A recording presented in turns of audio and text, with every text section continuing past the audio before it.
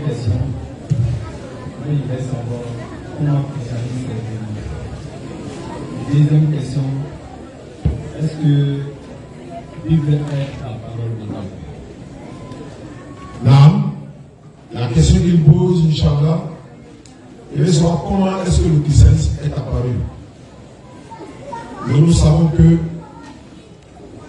le christianisme est certes une religion, mais parmi la religion donnée par l'Éternel Dieu, elle ne fait pas partie. Exactement. C'est une religion.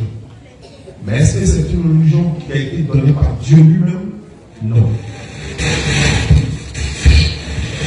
Elle preuve avant nous, c'est la Bible qui le dit.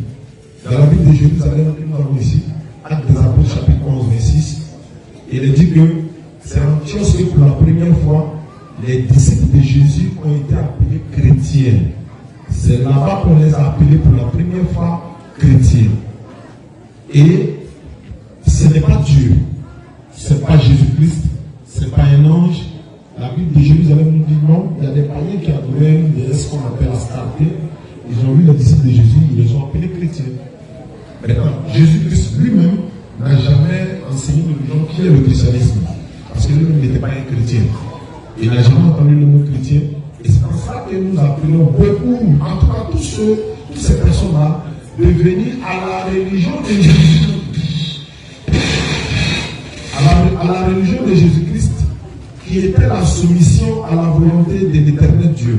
Jésus était soumis à Abraham, il était soumis à l'éternel Dieu qu'on appelle musulman. C'est pareil dans le Coran 21, 25. Nous avons envoyé des messagers quand nous disons pas de divinité à part Allah. Soit 42, 7, 42, 9, il dit, 42, 13. Soit 42, 13, Allah dit, nous avons enjoint à Noé, à Jésus, à Moïse, à tous les prophètes, d'établir la religion et de ne pas en faire un sujet de division. Donc, aujourd'hui, on peut même dire même que l'un des fondateurs même du christianisme, ça peut être l'apôtre Paul même, parce que lui, il a enseigné ce que Jésus-Christ n'a pas tout à fait enseigné. Beaucoup de personnes chrétiennes, ils suivent Paul, mais ils ne suivent pas Jésus. Quand on demande parmi les 12 disciples de Jésus, qui a dit d'aller prêcher à un autre peuple, non, Paul a dit ci, Paul a dit ça, etc. etc. Donc voilà un peu, il y a beaucoup d'autres enseignements encore sur la provenance du christianisme. C'est un peu ça. La deuxième question, c'est la vision.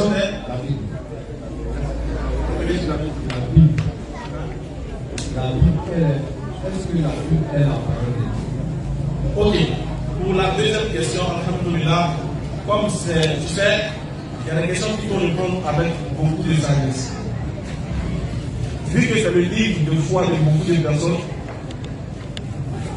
déjà même dans le contenu de ce livre de foi, il est vraiment fait mention qu'il fallait vérifier toutes les écritures pour voir si vraiment ça vient de Dieu. Alors, nous disons qu'en réalité, elle contient des paroles de Dieu, authentiques, et ça, tout le monde est d'accord avec. Et même ceux qui ne sont pas de la même religion que nous, pourront nous donner raison quand nous disons qu'elle contient des paroles de Dieu, mais tout son contenu n'est pas la parole de Dieu. Parce que tu peux trouver des histoires des prophètes à l'intérieur. Tu peux trouver des histoires, des versets qui parlent des choses qui n'ont rien à voir avec vraiment la parole de Dieu. Par exemple, tu peux trouver un verset de la Bible où Paul demande à quelqu'un d'apporter son manteau. Mettre sur lui. Ça, c'est pas la parole de Dieu.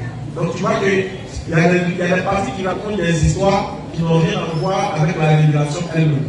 Et ça, tous ceux qui sont poussés dans la théologie, tous ceux qui font des débats interreligieux, qui font des recherches sur ces différentes choses, dans ça, en réalité, que ce n'est pas entièrement la parole, mais elle contient des paroles de Dieu. Voilà un peu pour répondre à la question. Merci bien. Merci. Prochaine question.